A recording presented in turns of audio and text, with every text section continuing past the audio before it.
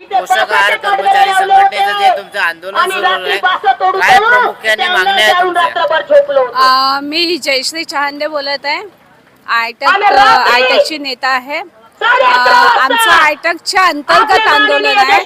शालेय पोषण आहार, मिड डे मील, आशा वर्कर, अंगणवाडी वर्कर, बांधकाम वर्कर एवढं मिळून एकत्र आंदोलन आहे. म्हणजेच पूर्ण असंघटित कामगाराचं आंदोलन आहे.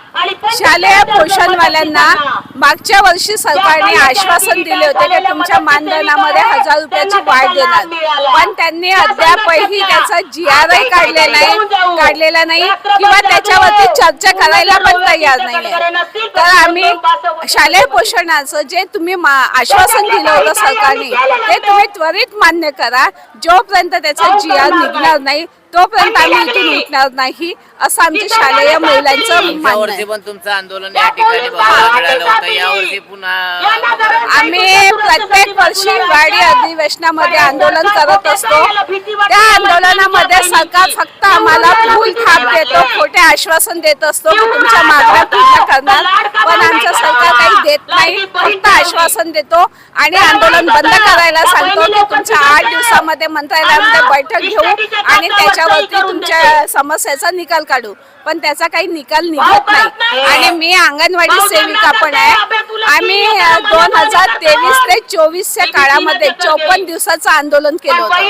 त्यामध्ये आम्हाला सरकारने सांगितलं होतं की तुमच्या मानधनामध्ये भरघोस वाढ करणार, तुम्हाला 15,000 सेविकेला आणि मदतनीसला 10,000 देणार, पण सरकारने त्याच्यामध्ये एक अट घातली. सेविकेला 13,000 दिले आणि मदतनीसला 7,500. जे 2,000 जे वरचे ठेवले 15,000 मधले ते इंटेन्सिव्ह म्हणून ठेवले, म्हणजे कामाचा मोबदला. पण आमची मागणी 3 होती, आम्हाला सरसकट द्यायचं होतं असं आमच्या सरकारला मागणं होतं.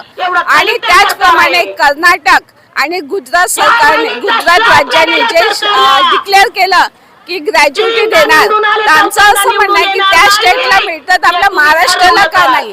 तर आम्हाला ग्रॅज्युएटी आणि वयाचे 65 वर्ष कर्मचारी असंघटित कामामध्ये काम करतायत, त्या रिटायरमेंट होतात तेव्हा त्यांच्या हातामध्ये 1 लाख रक्कम मिळत आहे आणि हेल्परला 75,000. तर ते 1 लाख आणि 75,000 मध्ये काहीच होत नाही. तर आमचं असं मागणं आहे की जे रिटायरमेंट होताना आमचा मानधन राहील त्याच्या निम्मे आम्हाला मंथली पेन्शन देण्यात यावं आणि जसं दुसऱ्या राज्याला ग्रॅज्युएटी मिळते.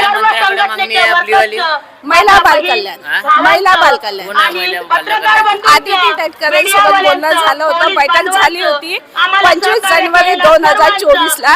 त्यानंतर त्यांनी 12 जुलै 2024ला पण बैठक घेतली. त्यामध्ये पण आश्वासन दिलं की तुमच्या मागण्या पूर्ण करू. तशी तर आमची प्रमुख मागणी आहे की आम्हाला सरकारी कर्मचाऱ्याचा दर्जा द्या. जे पण असंघटित कामगार आहे सगळ्यांना सरकारी कर्मचाऱ्याचा दर्जा द्या. तसेच आम्हाला मेडिकल लीव्ह द्या आणि आमचे जे तुम्ही मागण्या पूर्ण केल्या, जे तुम्ही आश्वासन दिलं की आम्हाला ग्रॅज्युएटी आणि पेन्शन देणार, ते आम्हाला लवकरात लवकर पूर्ण करा. तेव्हाच आम्ही इथून उठणार, नाहीतर तोपर्यंत आम्ही इथे बसून राहणार.